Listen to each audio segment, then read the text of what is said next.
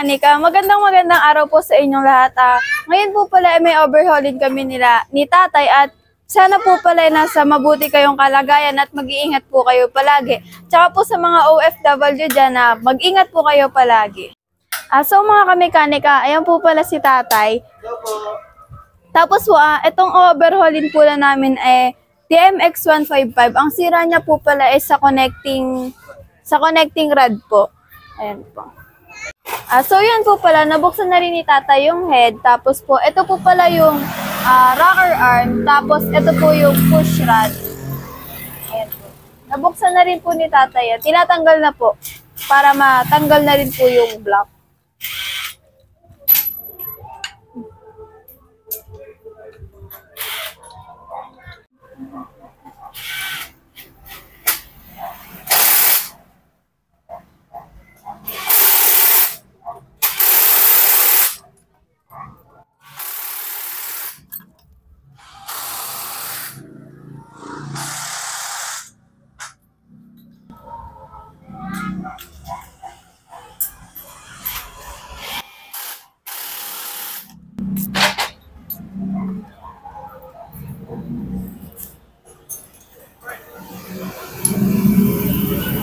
So mga kamekanika, tinanggal po pala ni tatay itong 4 na tornilyo. 4 to, di ba tayo?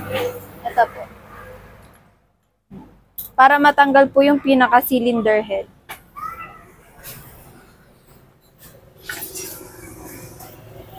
Tapos ito na po yung block mga kamekanika. Tapos ito po yung pinaka-piston niya. So, bali po, yung connecting rod po, yun yung humahawak sa piston.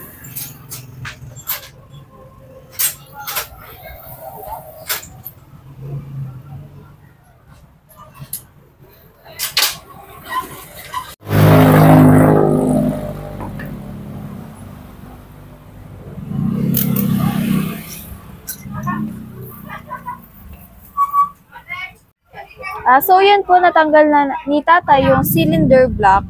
Tapos po, ito yung piston. Ito po yung connecting rod. Ito po. Ayan. Ito po.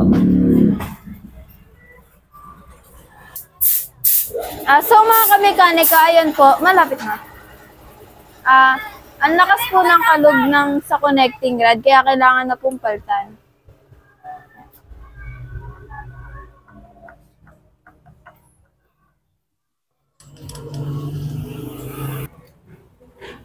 So mga kamekanika, bababa na namin ni tatay itong makina, tapos tatagalin namin po itong 12 na naghahawak sa makina at saka sa chassis.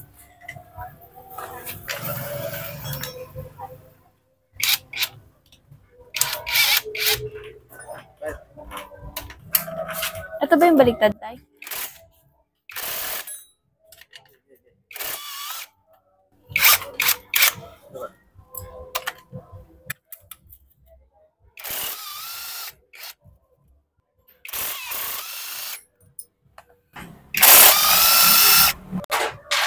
Ito, sa side ko.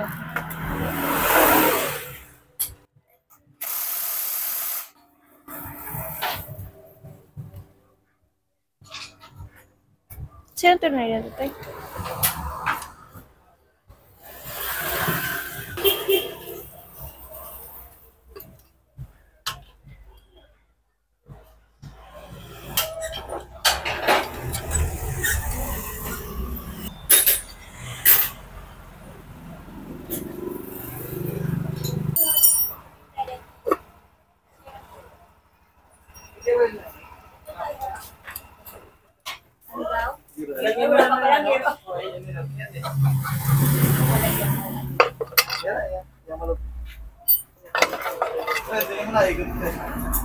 Tay.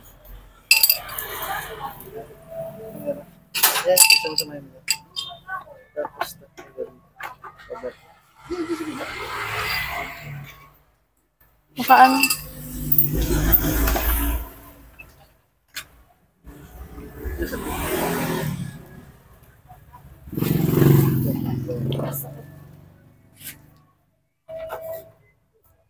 Tagal ko ng tape. Kaya nakagold ka pa. So mga kamekanika, tinutulungan ko po pala si tatay para mabilis din po matapos. Tsaka kasi gabi na rin po. Kasi pa lang naman po to ngayon, tapos bukas po bibilan ng pyesa.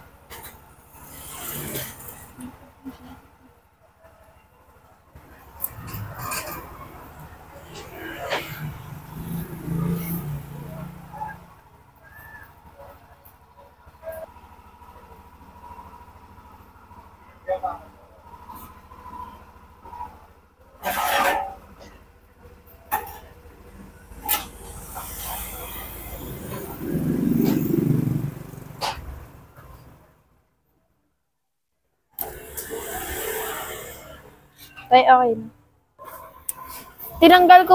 Tinanggal ko po pala yung wire na nakakonect saan nakakonect sa tayo? Sa stator po. Para po matanggal yung yung makina sa chassis. Nakakonect po kasi ito sa may chassis. Itong allen tay.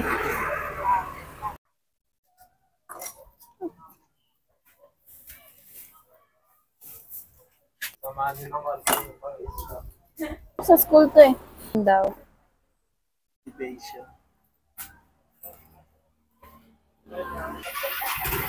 Na ano to? So mga kamekanik, sa mga gusto pong matuto ng mga basic na gagawin sa motor, pwede ko po kayong turuan. Tapos tinatanggal ko po pala yung sa may sprocket na dito.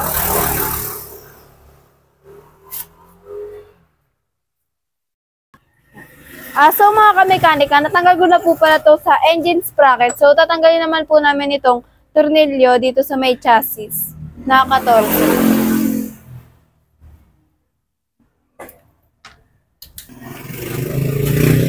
Okay na tayo.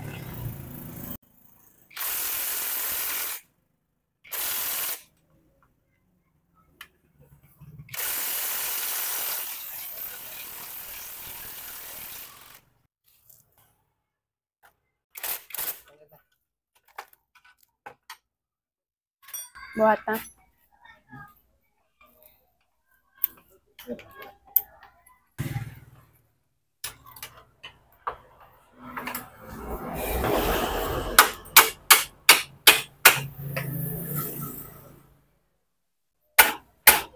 Wala dito. Itong nakapagpigyan nga. Pwede ko na rin muna. Yes, tayo.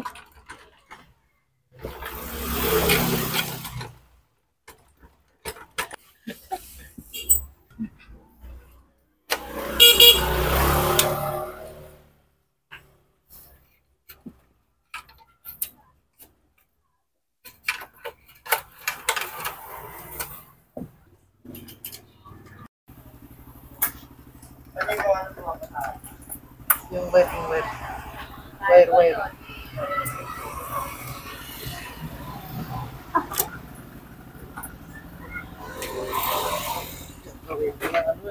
Tayo, bagsak na tayo. So mga kamekanika, hindi po pala namin matanggal to kasi naka-welding po siya.